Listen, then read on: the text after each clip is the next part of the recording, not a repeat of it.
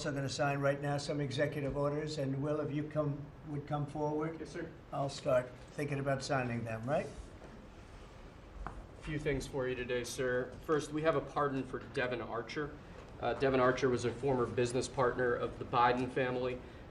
He's was prosecuted relating to a fraud investigation, but notably, the tone and tenor of that prosecution changed dramatically after he began to cooperate with congressional investigators and serve as a witness against Hunter Biden and the Biden family. We believe that was an injustice, and therefore we're asking you to pardon him.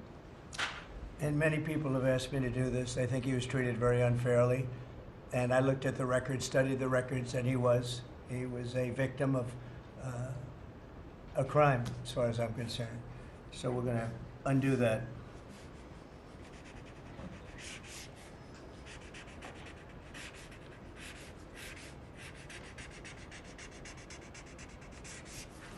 All right. That's Devon Archer. Congratulations, Devon. Next, sir, we have a presidential memorandum for your attention. This memorandum requires the immediate declassification of all FBI files relating to the Crossfire Hurricane investigation. This was obviously one of the instances of the weaponization of law enforcement powers of prosecution against you and others. We believe that it's long past time for the American people to have a full and complete understanding of what exactly is in those files. Which gives the media the right to go in and check it. You probably won't bother because you're not going to like what you see. But this was total weaponization. It's a disgrace. Should never happen in this country. But now you'll be able to see for yourselves, all declassified. Is that correct? Would Yes, you sir. say? All declassified? Yes, sir. Everything? The FBI file with there's a classified annex, but other than that, this will put everything in the public eye. Is anybody going to look? What about you? You going to look?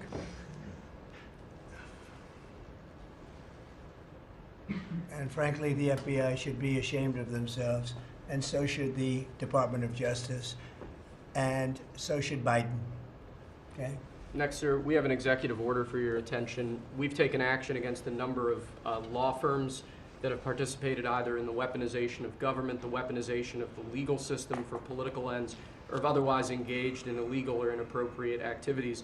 The law firm of Jenner and Block is one of these law firms. This is a law firm that, as you know, employed Andrew Weissman after he came off of the Mueller investigation. It's a law firm that's engaged in invidious racially and sexually discriminatory practices. It's also a law firm that has participated in the weaponization of the legal system against American principles and values, and we believe that the measures in this executive order will help correct that. And Andrew Weissman is the main culprit? He's certainly with respect to this firm. He is one of a number of reasons that we believe this executive order is warranted. He's a bad guy.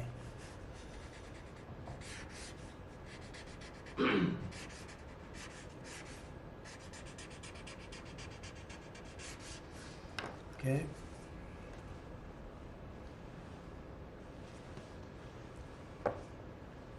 Next, sir, we have an executive order for your attention relating actually to government payments.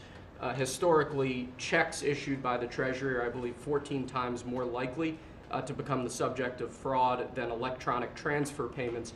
This is an executive order that's going to push the Treasury Department to modernize its payment system to ensure that where possible they're using electronic methods of payment as opposed to paper checks in order to reduce waste, fraud, and abuse in the government. Which is obviously an endeavor that we've been pursuing in numerous aspects of government under your leadership. It's basically modernization of equipment and methods, and it's something that really I think he's going to be a great Secretary of the Treasury wanted, Scott, and so we're doing this, and we have other modernization programs going on. We could let somebody else, whoever's next, whoever that may be, do it, but it's something that should have been done 25, 30 years ago.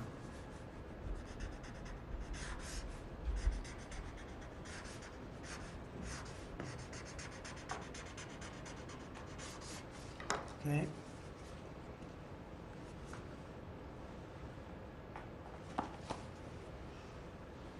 Along similar lines, sir, this is an executive order. We're calling it Protecting America's Bank Account.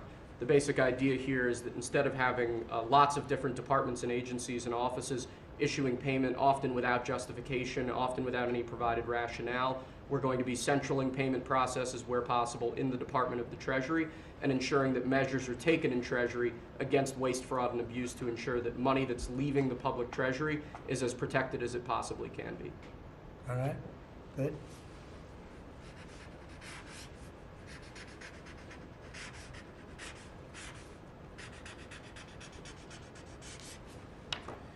Many of these things should have taken place decades ago or longer. Lastly, sir, we have an executive order for your attention on the very important subject of election integrity. We believe that this executive order is the farthest reaching executive action taken in the history of the Republic to secure our elections. Among numerous other aspects of this executive order, this is going to cut down on illegal immigrants on the voter rolls, ensure that the Department of Homeland Security and the data that they have available is being fully weaponized to ensure that illegal immigrants aren't voting. This will include a citizenship question on the federal voting form for the first time. This executive order instructs the EAC to cut federal funding to states that don't take reasonable steps to secure their election. This calls on the Department of Justice to vigorously prosecute election crimes, particularly in states that we don't believe are in compliance with federal law around election integrity. I could go on and on for a while, sir, but the compliance with National Election Day rules, cracking down and investigating and prosecuting foreign interference in our elections, revoking President Biden's Executive Order 14019, which essentially weaponized government to corrupt and pollute our election process. There's a lot in here, but we believe that these are very important steps that we need to be taking as an administration at your direction to ensure that our elections are as secure as they possibly can be. Okay, you all understand that? Yes? Election fraud, you've heard the term. We'll end it, hopefully. At least this will go a long way toward ending it. There are other steps that we will be taking in the coming weeks, and we think we'll be able to end up getting fair elections. Perhaps some people think I shouldn't be complaining because we won in a landslide, but we got to straighten out our election. This country is so sick because of the election, the fake elections and the bad elections, and we're going to straighten it out one way or the other.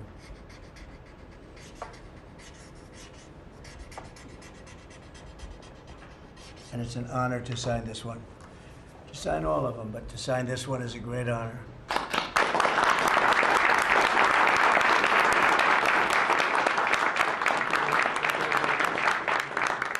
Thank you very much. Sorry.